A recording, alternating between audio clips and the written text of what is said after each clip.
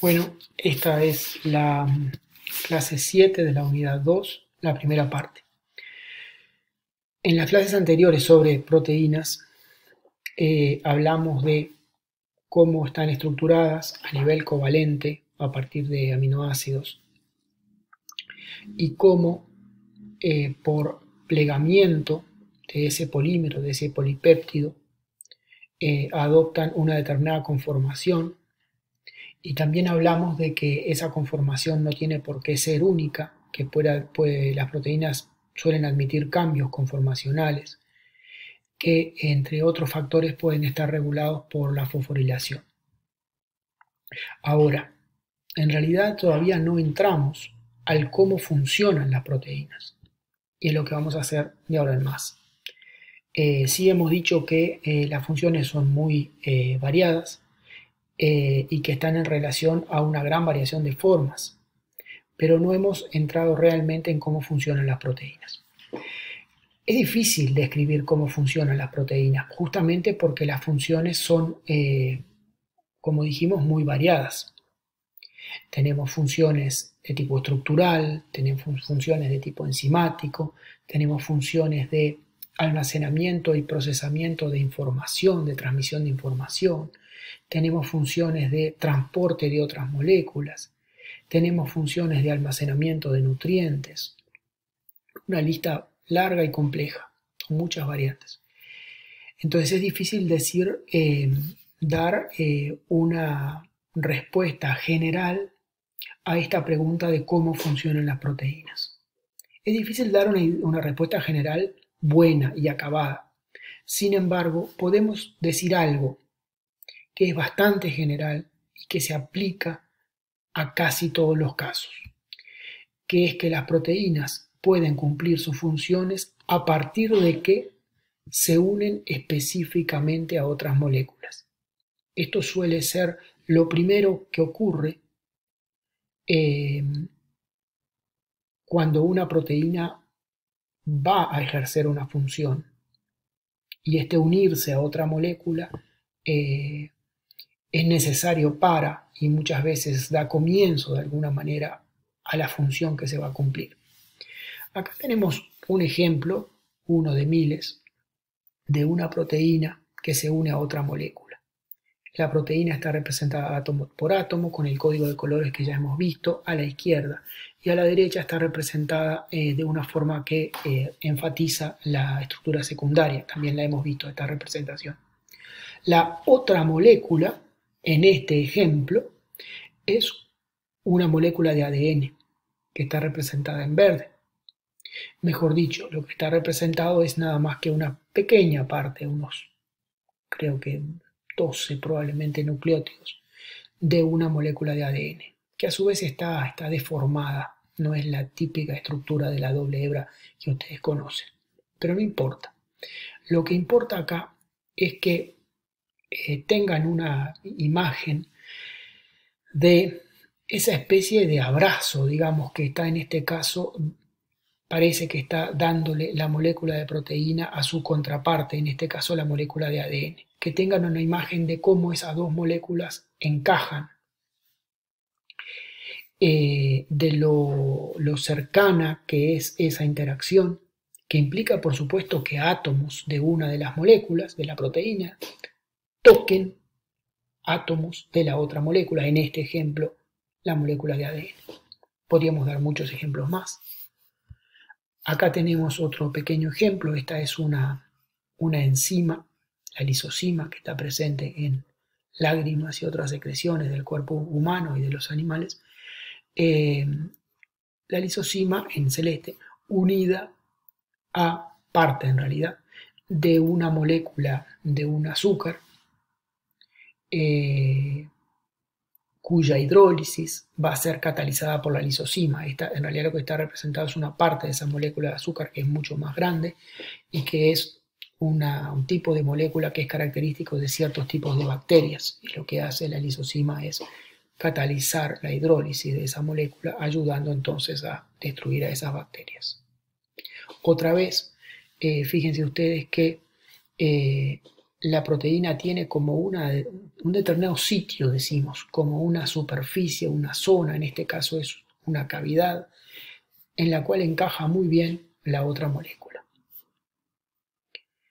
Y acá tenemos que introducir dos términos absolutamente generales que ustedes tienen que manejar, que son sitio de unión, que recién lo mencioné de alguna manera, y ligando, ¿no? Sitio de unión es el lugar dentro de la molécula de la proteína en el cual se une esa otra molécula. El sitio de unión en la lisosima para este azúcar es esta zona acá, ¿verdad?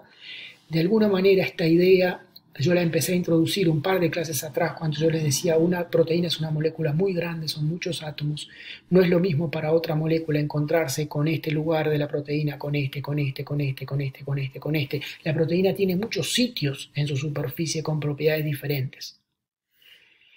Decimos que la proteína se une a otra molécula, sí, se une a otra molécula, pero no cualquier parte de la proteína lo hace el sitio específico para esa molécula, que es una determinada superficie, a veces con forma de cavidad, muchas veces con forma de cavidad, pero no siempre, con determinadas propiedades químicas, con determinados átomos orientados en determinada forma, ¿verdad? Que se van a acomodar a la forma y las propiedades químicas de esa otra molécula.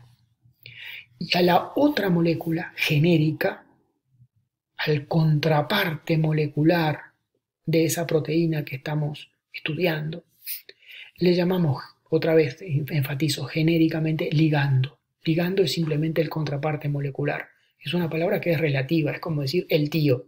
¿El tío de quién? O el cuñado de quién, depende de a quién nos estamos refiriendo, ¿verdad? Y muchas veces vamos a ver que la molécula A es ligando a la molécula B y viceversa, la molécula B es ligando a la molécula A. No es tan fácil decir cuál es el ligando, ¿no? Depende de dónde nos paremos, ¿verdad? Simplemente el ligando es el contraparte molecular.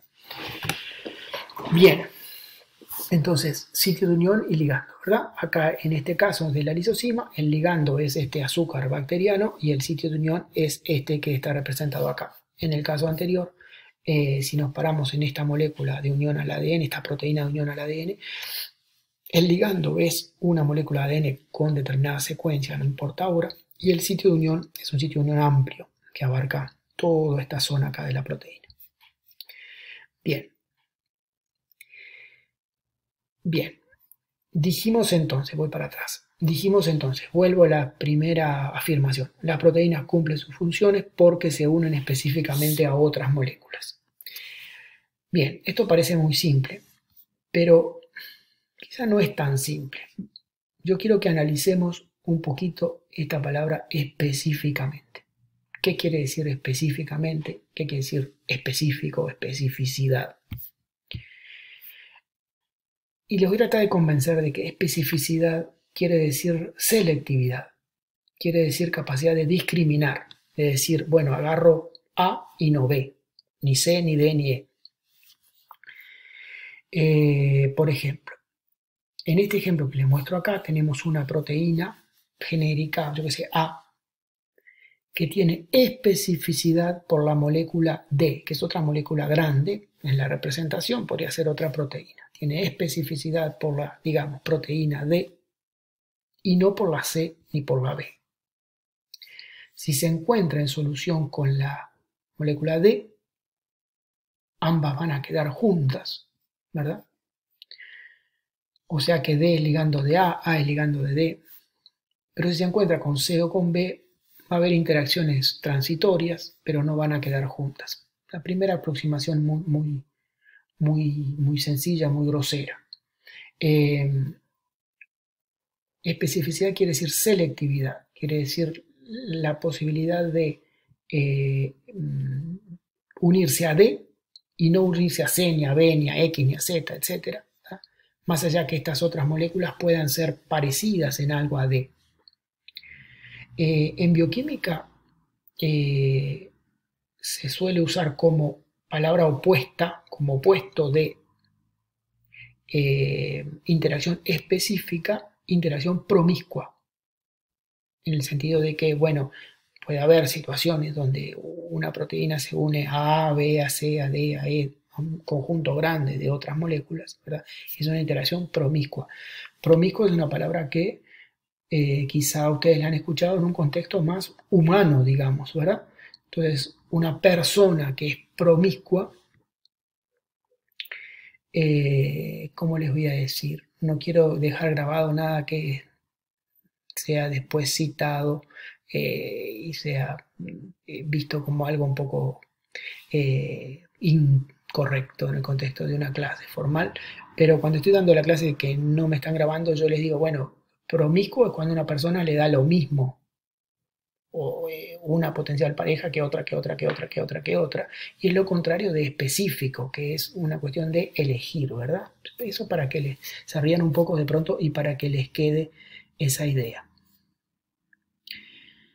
Bien, vamos a la diapo más importante de esta clase, me parece a mí, que tiene un montón de cosas y que va con un pequeño ejemplo a la base química de la especificidad de una proteína por su ligando. Y vamos a empezar describiendo el ejemplo. Este es un ejemplo, podría haber otros muchísimos, ¿verdad? En este ejemplo tenemos un ligando de una proteína que está representado en verde, átomo por átomo, es una molécula pequeña, y el sitio de unión para ese ligando en la proteína, que es todo esto que se representa así alrededor del ligando, todo esto, ¿verdad? Y donde algunos átomos en particular, algunos que hacen contacto con el ligando, que tocan el ligando, que interaccionan con el ligando, están mostrados, bueno, en más detalle y están mostrados con colores. Vamos a empezar por preguntarnos qué es el ligando. Probablemente ustedes a esta altura se van a dar cuenta que acá tenemos una nucleobase, una purina, que acá tenemos un azúcar de 5 átomos de carbono en forma cíclica, carbono anomérico acá, carbono 2' acá, 3', 4', 5', el 3' y 5' están indicados. Tiene un OH en la posición 2', o sea que es una ribosa y no una desoxirribosa. Probablemente ustedes vean que acá hay un fosfato, pero capaz que les va a llamar la atención cómo está ese fosfato, porque ese fosfato está unido por fosfoéster al 5' del azúcar y está unido también por fosfoéster al 3' del azúcar. Está formando un ciclo así. Esto es una situación no muy usual, pero que aparece en algunas moléculas biológicas, algunos nucleótidos biológicamente relevantes. Entonces, esto es un nucleótido cíclico con un fosfato cíclico, específicamente se llama adenosina monofosfato cíclica y es una molécula de señalización. Nada, es para aprovechar el ejemplo para hacer rodaje de mirar moléculas. Bien, y ahora vamos a ver los grupos químicos de la proteína, de ese sitio, de esa parte de la proteína que tocan ese ligando. Acá tenemos un OH unido a CH2, un alcohol de una cadena lateral de un residuo aminoacídico, que forma un enlace de hidrógeno con el OP del fosfato. OP, esta es una situación que ustedes no han visto hasta ahora, el fósforo es menos electronegativo que el oxígeno, lo cual hace que este oxígeno tenga delta menos y pueda aceptar un enlace de hidrógeno, y el OH es el dador de enlace de hidrógeno a través del H con carga parcial positiva, son cosas que sí han visto. O sea que tenemos un enlace de hidrógeno. Siguiendo con enlaces de hidrógeno representados de la misma manera con estas barritas, hay representados otros 1, 2, 3, 4, 5, o sea 6 en total enlaces de hidrógeno. Acá la proteína actúa como dador, acá la proteína acá la proteína actúa como dador a través de un NH del esqueleto principal. Acá la proteína actúa como aceptador a través de un carboxilo de una cadena lateral. Acá actúa como aceptador a través de un oxígeno de un grupo alcohol de una cadena lateral. Acá la proteína actúa como aceptor y después como dador a través de otro grupo alcohol. Varios enlaces de hidrógeno. Y luego tenemos acá una interacción iónica entre proteína y ligando y se me termina el tiempo de esto.